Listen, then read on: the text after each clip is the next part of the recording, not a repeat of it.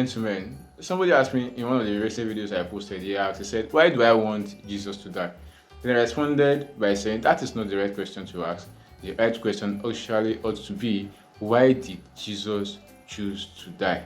So I thought it became necessary I do a video on that question because I found out that many Christians don't even understand why Jesus chose to die for humans, knowing fully well that in time past, the blood of rams and goats were used to appease God for the remission of sins, a practice that is still being done even till today by some people. So, but why did Jesus now choose to die? Before we explore that, we need to understand who man is. What importance does man have for Jesus to choose to die for mankind? Who is man? Let's go back to the beginning. God thought he could start this pet project, and yes, he thought he could turn a vast wasteland into something vibrant and full of life. And so God came up with this brilliant idea to turn a vast wasteland into what is now known as Earth. In the first 5 days and the earliest of 6 days, God created everything we can see on Earth today. And at the end of his creation, he said to a set of folks, let us make man in our own image and likeness. For us to understand who man is, therefore, we need to understand what God's image is and what God's likeness is. Such, God molded clay and now breathed the breath of life into that clay, and voila, Adam became a being.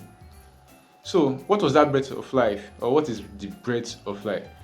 Job told us, he said, there is a spirit in man, and it is the spirit of God that giveth it understanding. If we can put 2 and 2 together, we will come to the conclusion that that spirit in man was the breath of life that God placed in that clay. And the Bible supports this with, of course, if you look at the very language in which the Bible was written, you actually understand that it supports this claim. Let's take a look at this critically.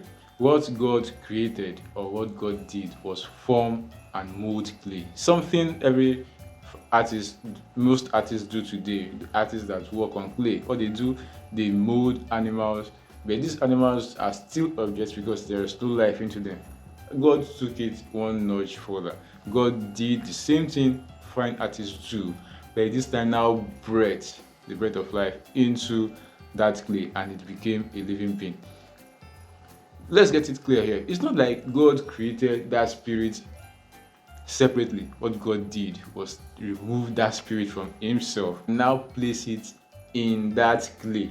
More like God reproducing himself and now putting it in that clay. Simple terms, what God did is an asexual reproduction of budding. Yes, God budded himself and now placed the budded spirit in that clay. So it's not like God created the core of man, which is a spirit, because man is essentially a spirit, but he only formed or created, whichever word you wish to choose, the clay in which he now placed that spirit. So in other words, man is a god, as corroborated by King David in the book of Psalms chapter 82 and verse 6, and Jesus repeated it. Do you not know that you are a god? So basically, Adam was a god, a contemporary with God. That was why God could come down from heaven and visit Adam in the evenings, in the cool of the evenings in the Garden of Eden. They would sit together, have companionship or fellowship together. But then Adam fell to sin. When he did, Adam became far away from God. Adam could no longer see God because Adam had moved away from the image and likeness of God. They are no longer compatible as friends. Adam has now given his life to the devil, and there's only one way to redeem Adam: blood sacrifice. Blood sacrifice. God, in his infinite mercies, asked men to start using blood of goats and rams to atone for their sins, but it was not doing what it should do. Coming to African religion, or religion. Now, let me use the word tradition. In African religion, when the adherents of these religions do sacrifices using human blood, These sacrifices are usually or are always most very, very potent as compared to when they use blood of dogs, of goats, of rams, of what have you. Even the devil knows this. Everybody in this area knows this. So the blood of ram became inadequate to wash away the sins of man. And that is why Jesus had to step in. To wash away the sin of a God, you need another God. You need to understand this clearly. Jesus is the head of this new creation of man, of God. Jesus is like the shepherd of man. Jesus is like the captain of a ship. If your flocks are going away from you, Jesus asked the Pharisees, if one of your flock is missing out of your 100, will you not go all out to look for that very one that is missing? Now the whole of Jesus' flocks has moved away from the side of God to the side of devil, and there is only one thing Jesus could do to get them back. Man to be taken away out of the clutches of the devil and back to the vineyard of God, God needs an atonement of blood, pure bread, pure blood, for them to get back to the level in which they were before the fall. And there is only one way to do that: send man from heaven, because man has generally fallen into sin, and man's righteousness is now like a filthy rag in the presence of God.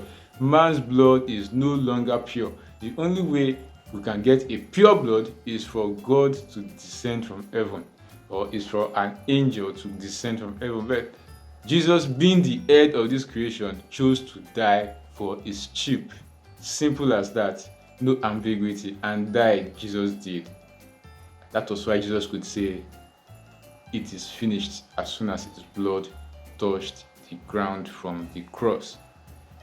Men were moved back to the side of God. But of course, people are still full of sins today. That is because God gave them free will to do as they please. And it is because of this free will Adam fell in the first place.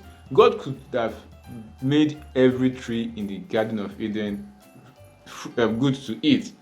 God could have made every tree. But because God created man with a will, he gave him an opportunity to express his will.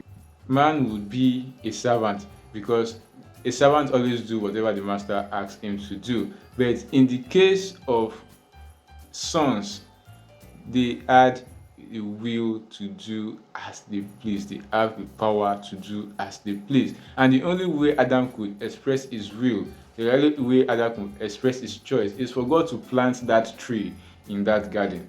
So God gave him clear instructions: do not eat of this tree. But Adam ate from that tree and he fell. It's not like the tree had a special power. It's not like the tree had the power to convert good to bad or bad for good in humans.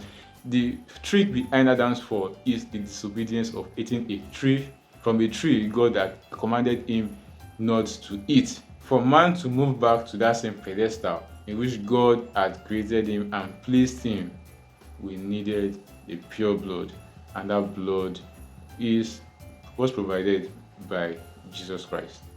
So let's have this understanding. Jesus Christ chose to die for his sheep. Jesus Christ chose to die for his followers. Jesus Christ chose to die for his subjects. It's simple, no ambiguity. If you have a different thought, let me have it in the comment section. Don't forget to hit like button. Don't forget to subscribe to this channel. There is so much more to come. God bless you.